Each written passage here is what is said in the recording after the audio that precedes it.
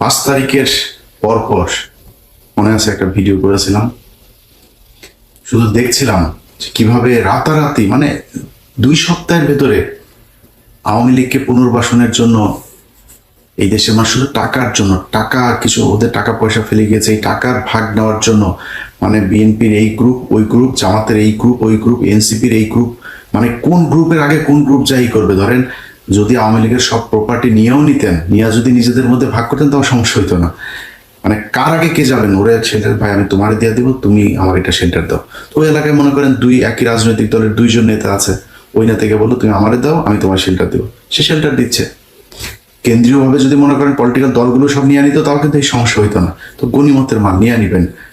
আওয়ামী লীগ কি জিনিস ওইটা আমার মনে হয় আমার চাইতে যাদের ডাবল বয়স তারাও এখন বুঝতে পারে না, অথবা বুঝতে চায় না, বুঝেন না, বুঝেও না বুঝার ভান করে। আওয়ামী লীগরে কুকুর বুঝেন, কুকুর যেমন রাস্তাঘাটে পয়দা হয় না, ওরা বল না ওদের জন্ম রাজপথে, ওদের মাদেরকে হাজার হাজার কুকুর মিলে লাগায় তারপরে যদি পয়দা করে যেটা ওইটা একটা আওয়ামী লীগ হয়। আওয়ামী লীগরা তবে মানুষের মতো করে আপনি করতে পারবেন না। একটা মেয়ে মানুষ আজকে কোথায় সেই নারীবাদীরা? মেয়েটার যে পরিমাণে গালাগালি করছে, এখানে যে হেনস্থা করলো, বাংলাদেশের নারীবাদীরা আজকে এখন আর কথা বলতে মন চায় না। কোথায় খুশি কবির, সুলতানা রহমান, কি কি সুলতানা যেন, এগুলো কোথায় আপনারা এখনই করেন? কেউ কেউ করেন না কেন? দেশের পত্র পত্রিকা কোনো জায়গায় নিজে নারীর এই ধরনের অবমাননামূলক এই অকথ্য ভাষায় গালাগালি তার গায়ে ধাক্কা দিয়ে ফেলে দিয়েছে তাকে। এই কথাগুলি আমরা পরপরই বলেছিলাম যে বাংলাদেশে একটা সময় আসবে সামনে, এইসব পোলাপানগুলো রাস্তাঘাটে যাবে আর মার খাবে, থাপড়ানি খাবে। ভাই আপনার তো কেউ নাই, আপনার পলিটিক্যাল দল আছে। ওই যে জামাত দেখেন, জামাত কিন্তু জামাতের নেতাকে তারা ঠিকই ঠিক মতো করে বের করে নিয়ে গিয়েছে। মির্জা ফখরুলকেও বলেছিল, জামাতের ওইখান থেকে যারা ছিল তাদের একজন বললো, ফখরুলকে বলেছিল যে ওই তাহের সাহেবের সাথে যাওয়ার জন্য। তাহের সাহেব যখন বেরিয়েছে তো সব তাহের তাহের তাহের ভাই এইভাবে সব স্লোগান দিচ্ছে। তো ফখরুলের আর ভাল লাগে না এটা, সে ওইখান থেকে বেরিয়ে গেছে। সে মনে করেছে তার জন্য বিএনপির লোকজন ফুলের মালা টালা নিয়ে দাঁড়িয়ে আছে, তিনি আসবেন না, তিনাকে দিবেন। আর ভাই ফখরুল ভাই, আপনার দলের যে আন্তর্জাতিক বিষয়ক সম্পাদক যিনি লন্ডন থেকে এসেছেন এখানে, সে প্রতিবার এই সময় আসেন, তার কখনো খুব ভালো করে এখানে দেখা যায়। এইবার খুব তিনি উত্তেজনা নিয়ে আছেন। আপনি যখন বের হবেন তখন তিনি তার নেতা কর্মীদের নিয়ে আরেক জায়গায় সরে গিয়েছিলেন। এই পুরো ঘটনাটা একটা প্ল্যানিং গেম হিসাবে আজকে ঘটেছে। এর সাথে জড়িত পররাষ্ট্র মন্ত্রণালয়ের একজন কর্মকর্তা ডক্টর ইউনূসের সাথে এসছেন, হাসান আল জামান রাফি। এটার সাথে জড়িত লন্ডন থেকে যিনি এসেছেন আনোয়ার হোসেন খোকন। আজ থেকে 3 দিন আগে তাদের বৈঠক হয়েছে। সেই বৈঠকে এই যে আজকে যে এদেরকে এনসিপির ছেলেপেলেগুলোকে পেটানো হবে এইভাবে, এটা আরো বড় ধরনেরই করার তাদের প্ল্যান ছিল। এটা একটা গতকালকে একটা মিটিং হয়েছে, সেই মিটিং এর ব্যাপারে তাদের পরিকল্পনা হয়েছিল যে এই আমরা তোমাদের নেতাকে নিয়ে কিছু বলবো না, তোমরা আমাদের নেতাকে নিয়ে কিছু বলবো না, আমাদের শত্রু হচ্ছে ডক্টর ইউনূস আর হচ্ছে গিয়ে জামাত ইসলাম। সো জামাত ইসলাম আর ইউনূস নিয়ে বলবে, আর এরা দুজনের স্লোগান তো এখন একই রকম, রাজাকার রাজাকার। আপনি কালকে জ্যাকসন হাইটে যদি বিএনপি আর আওয়ামী লীগের যে মিছিলটা দেখেন, যে ইয়েগুলো, সে মাঝখানে গিয়ে আনোয়ার হোসেন খোকন মানে বীরত্বের সাথে দুই পক্ষকে তিনি দুই দিকে সরিয়ে দিচ্ছেন, একদম মিশে মিশে মনে হচ্ছে ঈদের কোলাকুলি করছে। এই যে আওয়ামী লীগের সাথে আপনি এই সমঝোতা করলেন, আওয়ামী লীগের লোকজনকে আপনি করলেন যে তোমাদেরকে নিয়ে কিছু বলবো না, তোমরা আমাদের শত্রু না, আমাদের শত্রু খালি ইউনূস আর এদের শত্রু জামাত ইসলাম। সে খালেদা জিয়ার 2 বছর জেল খাটেছে, তখন এই সমঝোতা করে নাই। তখন কোথায় ছিল এই বন্ধুগুলো? আনোয়ার হোসেন খোকন, তুমি এখানে আসো, ওই বিভিন্ন দেশে দেশে গিয়ে ঈদ দাও, সেখান থেকে মাল নিয়ে তারপরে লন্ডনে ব্যাক করো, এগুলো আমরা জানি না। আজকে যখন কিনা আপনি দেখবেন এরা বের হয়েছে, মির্জা ফখরুলকে কিন্তু কেউ কিছু বলে নাই। সব ক্ষোভ ছিল হচ্ছে ওই 2 জনের উপর, আক্তার আর হচ্ছে গিয়ে যারা। পুরো এই বের হবে, কোন দিক দিয়ে বের হবে সবকিছু জানিয়ে দিয়েছে হচ্ছে এই হাসান আল রাফি, এই পররাষ্ট্র মন্ত্রণালয়ের যে কর্মকর্তা ডক্টর ইউনূসের বহরে এসেছেন তিনি। এটার সাথে এখানকার কূটনীতিক এই আপনার মিশনে যারা আছে, এখানকার দূতাবাসে যারা আছে, এদের মধ্যে অনেকে জড়িত। এখন পর্যন্ত আপনি কল্পনা করতে পারেন যে আওয়ামী লীগের এমপির ভাই, মামা, ভাগ্নে এখানে চাকরি করে? এটা বিশ্বাস হয় আপনার? এখানে চাকরি করে এখনো 80% এখন পর্যন্ত আওয়ামী লীগের লোকজন এখানকার দূতাবাসে চাকরি করছে। আপনি সরান নাই। এই যে পররাষ্ট্র উপদেষ্টা তৌহিদ, সে বদমাইশ একটা বদমাইশ, সবখানে সারা পৃথিবীতে সে আওয়ামী লীগের লোকজনের বসিয়ে রেখেছে। মাল নিচ্ছে, লোক দিচ্ছে, মাল নিচ্ছে, লোক দিচ্ছে, ইয়া দিয়ে তারপরে তৌহিদ এগুলো করছে। তো তৌহিদ মিয়া তারপরে এই সরকারের যারা যারা আছে, কারা কারা চুরি করছে, কি করছে, এটা এখন যদি বলতে যাই তাহলে ডক্টর ইউনূসও চুরি করছে। ডক্টর ইউনূসের একটা ভাই, ভাতিজা, এরা বিভিন্নভাবে বিভিন্ন ধরনের সুযোগ সুবিধা নিচ্ছে। ডক্টর ইউনূস, আপনি দুধু খান, কিছুই বুঝেন না, আপনি একটা নিরীহ মানুষ, আহারে কিছু বুঝেন না। এগুলো আমরা চিনি, এগুলো সাদা চামড়ার যেগুলো আছে চোর, সাদা চামড়ার চোরেরা সারা দুনিয়ায় মানুষের সব ধন সম্পদ লুণ্ঠন করে এখন তারা আমাদের নীতি শিখায়, আমাদের ম্যানার্স শিখায় তারা। তো আপনি তো ওই চোরেদের কাছ থেকে ধিক্ষা নিয়েছেন, তো আপনি বুঝেন যে চুরি কেমনে ভদ্রভাবে। এই ধরনের চোরেদের কোনো নাই, মানে তার কোনো শত্রু হবে না। চুপচাপ কথা বলার ইয়েতে আপনি বুঝবেন, আপনার কথা বলে আপনাকে শিখবেন, সে যা করা সেটা করবে। সব চুরি করছে ডক্টর ইউনূস সাহেব নিজে, যে কারণে তার আশপাশের যত চোর আছে সব চোরেদেরকে সে শেল্টার দিচ্ছে। আপনি বলেন তো এই গত 1 বছরে ভারতের সাথে আমাদের কি সমস্যা হয়েছে? ভারত আমাদের চ্যানেল চালাইতে দেয় নাই, আমাদের টেলিভিশন চালাইতে দেয় না। ভারতের চ্যানেল চলছে, ভারতে ইলিশ মাছ পাঠাচ্ছে, ভারতের সাথে বাণিজ্য চলছে, ভারতের ওই করিডোর, তারপরে সবকিছুই তো আছে, কোনো কিছু বাদ আছে না, তার বন্দর এখনো ব্যবহার করছে। আমরা তাদের কাছ থেকে কিছু পাচ্ছি না। ইউনূস সরকার কি করেছেন? আদানির কাছ থেকে আরো বেশি হারে বিদ্যুৎ নিচ্ছেন আপনি। আর কি কিছু বাকি আছে নাকি? আর কিছু আছে যেটা ইন্ডিয়ার বিরুদ্ধে আমরা কোনো অ্যাকশনে গিয়েছি, কিছুই করি নাই। এটা হচ্ছে আই ওয়াশ। এগুলো আমরা ভুলে যাব না। এতগুলো মানুষের জীবনের বিনিময়ে বাংলাদেশটা নতুন করে তৈরি করার যে সুযোগ হাতছাড়া হয়েছে, এটার দায় ডক্টর ইউনূস এবং এই এখন যারা আছে তাদের সব কয়টাকে নিতে হবে। আপনাদের কারণে আজকে এই অবস্থা হয়েছে। আমরা গত 1টা বছর ধরে বলছি যে আওয়ামী লীগের বিরুদ্ধে আপনারা জিরো টলারেন্সে যান। কয়েকদিন আগে মাহফুজের উপর এখানে হামলা হলো, সেই হামলায় ঘুরায় পেঁচায় তারপরে গোলাম মর্তুজা এখানে প্রেস মিনিস্টার করে বানিয়েছে তারে। সে মানে নানান ধরনের তেনার পেঁচায় টেঁচায় তারপর বোঝানোর চেষ্টা করলো এটাতে আওয়ামী লীগের ওইরকম তেমন কোনো দায় নেই, এখানে কিছু উচ্ছৃঙ্খল ছেলে ফেলেছিল তাদের কারণে এটা হয়ে গিয়েছে। দূতাবাস কোনো ব্যবস্থাই নেয় নাই। দূতাবাস থেকে বরং এখানকার সরকারের এজেন্সিরা যে ব্যবস্থা নিতে চেয়েছে সেটাকে তারা বাধা দিয়েছে, সেটাকে তারা নিরুৎসাহিত করেছে এখানে, এবং সেটার প্রমাণও আছে আমাদের কাছে। দূতাবাস থেকে বলা হয়েছে তাদের কাছে যে আমরা এটা নিয়ে কোনো ঝামেলায় যেতে চাই না। সেটা যদি ব্যবস্থা নেওয়া হইতো ভালো করে, তাহলে আজকে এই হামলা করার সুযোগ পেত না। এই হামলা করা হবে এটা দূতাবাসে, এরাও জানতো, এই কারণে এটা নিয়ে কোনো ঝামেলায় যায়নি। ভাই, আপনার তো কষ্ট নাই, আপনি তো এখানে পেয়েছেন আরামে। আমার দেখেন না যে মন্ত্রী এই ডক্টর ইউনূস ভাই, আপনারে তো আমরা কাজে লাগাইছি, কাজের লোক টোকে কাজে লাগাই না, আমরা কাজে লাগাইছি। আপনার মতো এগুলি বাংলাদেশের জন্য জীবনে কোনোদিন কোনো কাজে আসেন নাই। আপনার কেন কাজে লাগাইছে জানেন? খালি ওই যে ধর্মীয় গুটি খেলে না আওয়ামী লীগ, এই কারণে এই কয়েক মাস আপনার দরকার ছিল। আপনার মতো এরকম এই ভদ্র চোর, ভদ্র সুদখোর আমাদের দরকার নাই ভাই। আপনি এই দেশটারে, এই বিপ্লবটারে ড্যাশ মাইরা তারপরে ছেড়ে দিয়েছেন। আমরা এরকম দেশ চাইনি।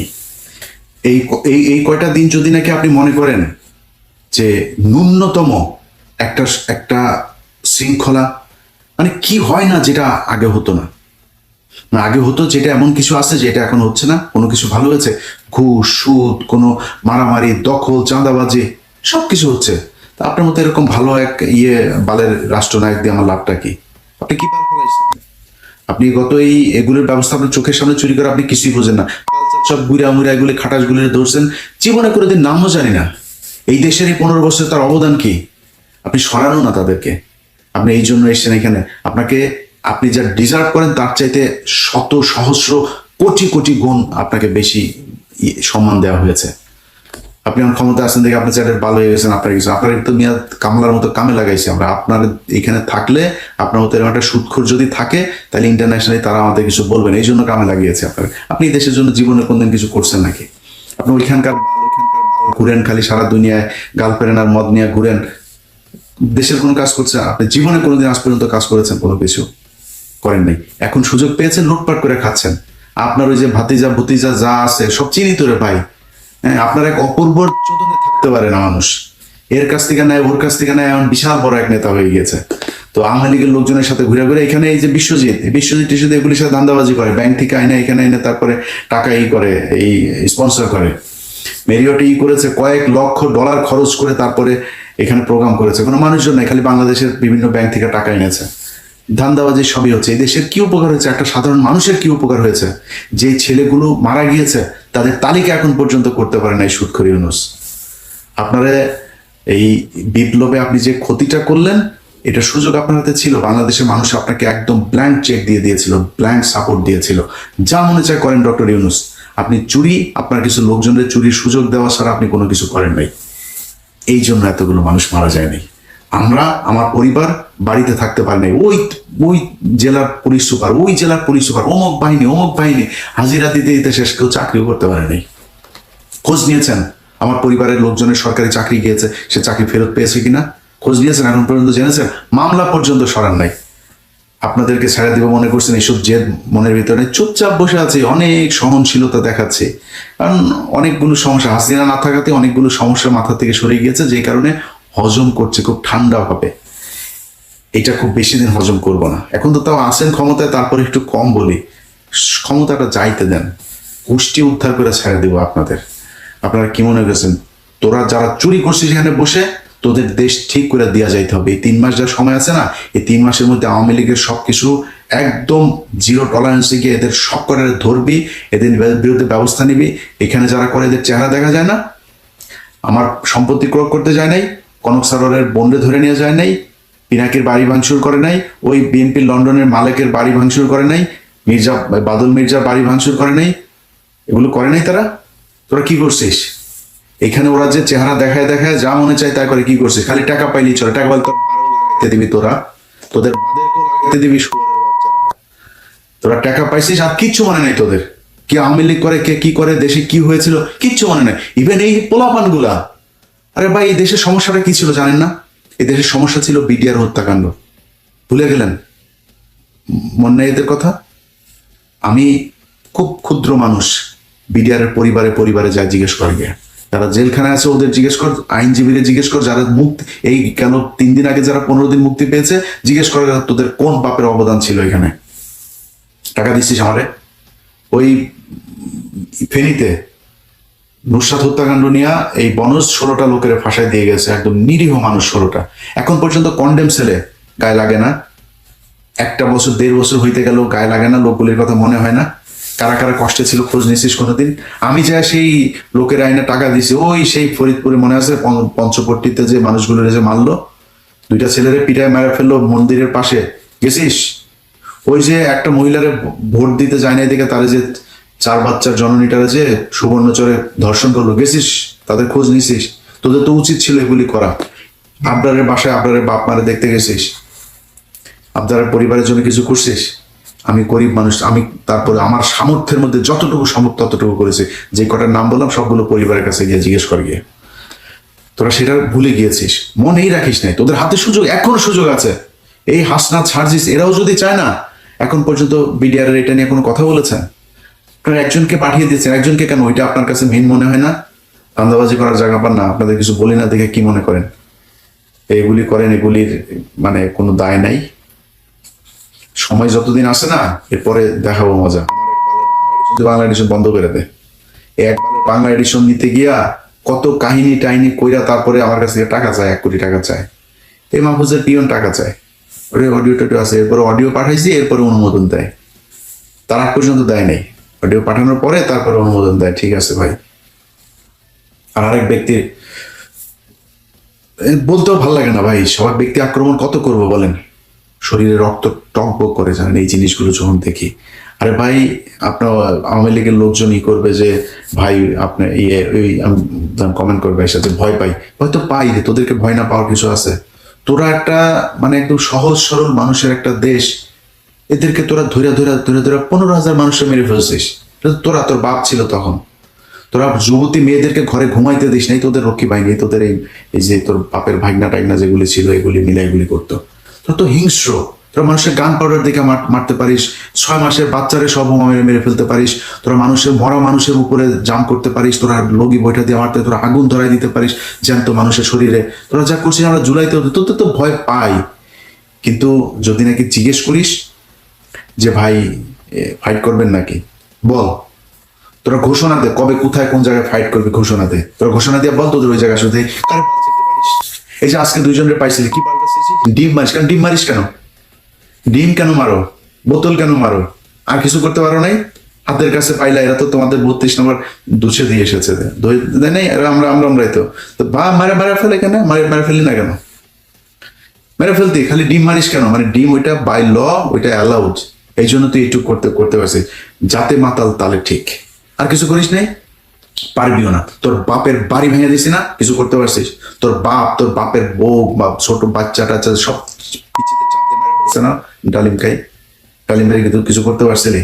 জিজ্ঞেস, তোর লাশ আনতে যাস নাই। এটাই তোরা যখন সুযোগ পাবি তখন তোরা অনেক হিংস্র হইতে পারি, সেটা আমরা জানি। সেই জন্যই তোদের ওই সুযোগ বন্ধ করার জন্য আমরা এই কথাগুলি বলি, বুঝছিস নাই? তোরা এখানে নাচানাচি করিস না, তোরা নাচানাচি করতে পারিস, সেটা আমরা খুব ভালো করে জানি। 1,32,টারে দুষে দিয়ে এসেছিলাম না, মনে নেই? তোরা কৌতুক বাল ফেলাইতে পারবি আমরা জানি। এখন তো আরো পারবি না, তো কিছু হইলেই ধরে, আজ তো ধরছে কয়টাকে। তো তোদের নিয়ে কথা বললাম, তোরা এই আলোচনার ভিতরে আসিস না, কিন্তু যারা এই দেশটাকে ঠিক করার জন্য জীবন দিল, সেই মানুষগুলির জন্য ভাই আপনাদেরকে সরকার হিসেবে বসিয়েছে। এই সুযোগটা যদি আপনারা নষ্ট করেন এইভাবে, সময় আছে। এই যে যারা এখানে করেছিল, সব কটার বাড়িতে পুলিশ পাঠান, বাড়িতে কে আছে এগুলো মামলায় আসামি করেন, বিভিন্ন মামলা আসামি করে ওগুলো ধরে নেন। আপনি কুকুরের সাথে আপনি সুন্দর করে যদি আপনি ফুল দিয়া করেন, লাভ নাই ভাই, এদের বুঝায় লাভ নাই। কুকুরের মুগুর দেওয়া লাগবে। ওরা এখন পর্যন্ত সিদ্দিকের বাড়ি, সাদিকের সব অর্থ সম্পদ সবকিছু দেশে আছে, ওর পাওয়ার প্ল্যান ছিল, কোথায় কি আছে খোঁজ নেন। কিছুই করবেন না, আপনি মনে করেন খালি বসে চুরি করবেন আর আওয়ামী লীগ চুপ থাকবে। আপনাদের কারণে আওয়ামী লীগ এখানে এসছে। ওরা এখানে আসলো কিভাবে? দেশ থেকে বের হইতে দিয়েছেন আপনারা, দিয়েছেন, এখনো দিচ্ছেন, এখনো টাকা পয়সা খায়, তারপরে আপনারা এগুলো করছেন। সো এগুলি বাদ দিতে হবে, এগুলো বাদ দিয়া তারপরে চুরি করেন, মনে করেন, এগুলি কোনো সমস্যা না। আওয়ামী লীগের ব্যাপারে জিরো টলারেন্স আছে। আওয়ামী লীগের ব্যাপারে যে তাদের সাথে সমঝোতা করতে যাবে, যারা করবে, তাদের ব্যাপারে কঠোর অবস্থান নেওয়া হবে। আজকে মির্জা ফখরুল বলেছে যে আওয়ামী লীগ এবং জাতীয় পার্টিকে ভোটে তারা চায়, এই সামনের ভোটে এগুলি জবাব দেবে বাংলাদেশের জনগণ। আর এটা যদি বিএনপির যদি দলীয় বক্তব্য হয়ে থাকে, মির্জা ফখরুলের বক্তব্যের বাইরে দলীয় হয়ে থাকে, আমরা তো আস্তে আস্তে বুঝবো সামনে। বিএনপিকে খুব ভালোভাবে সাবধান করে দেই, যদি নাকি আওয়ামী লীগকে ফেরানোর চেষ্টা করেন, ভারতের পক্ষে কথা বলেন, সেই ভারত পাকিস্তান সেই নেগেটিভ আবার যদি নিয়ে আসতে চেষ্টা করেন, তাহলে কিন্তু একদম সরাসরি আপনাদের অপোজিট জায়গায় কিন্তু অবস্থান করবো। আমি আগের থেকে বলে রাখি ভাই, আমি এখনো বলি, আমি চাই আপনারা এই করেন, ক্ষমতায় আসেন। আমি এখনো চাই এখানে ভোট দেওয়ার যদি ব্যবস্থা হয়, আমি ধানের শেষে ভোট দেবো, একদম দেখায় ভোট দেবো, ধানের শেষে ভোট দিলাম, এটা দেখায় দেবো। কিন্তু যদি নাকি ভাই আবার ফের ইন্ডিয়ান আমি কে তুমি কে বাঙালি টাঙ্গালি এইসব নিয়ে যদি নাকি কথা বলতে আসেন না, তাহলে কিন্তু নির্বাচনের সময় কিন্তু খবর আছে, একদম সরাসরি আপনার বিরুদ্ধে কাজ করা হবে, এবং রেজাল্ট কি হবে সেটা ডাকসুতে বুঝেছেন, সামনে বোঝানো হবে। সো খুব সাবধান। সরকারের যারা আছেন, সরকার থেকে যাওয়ার পরে কিন্তু সব কটাকে কিন্তু এক এক করে ধরা হবে। তো সরকারের থাকা অবস্থায় এই যে যা ড্যামেজ করেছেন, ড্যামেজ পূরণ করে দিয়ে আসতে হবে।